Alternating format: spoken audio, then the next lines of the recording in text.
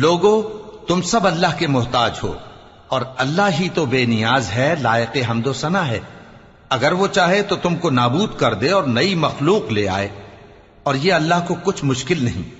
اور کوئی بوجھ اٹھانے والا کسی دوسرے کا بوجھ نہ اٹھائے گا، اور کوئی بوجھ میں دبا ہوا اپنا بوجھ بٹانے کے لیے کسی کو بلائے تو بٹایا نہ جائے گا، اگرچہ قرابت دار ہی ہو۔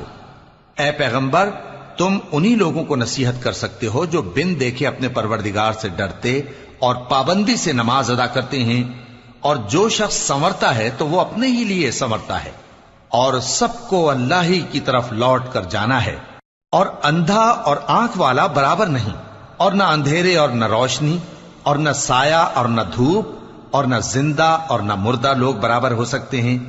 اللہ جس کو چاہتا ہے سنا دیتا ہے، اور تم ان کو جو قبروں میں ہیں سنا نہیں سکتے۔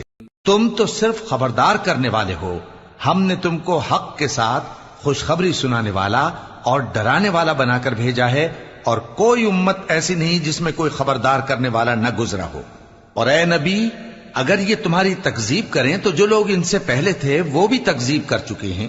ان کے پاس ان کے پیغمبر نشانیاں اور صحیفے اور روشن کتابیں لے لے کر آتے رہے، پھر میں نے کافروں کو پکڑ لیا، سو دیکھ لو کہ میرا عذاب کیسا ہوا۔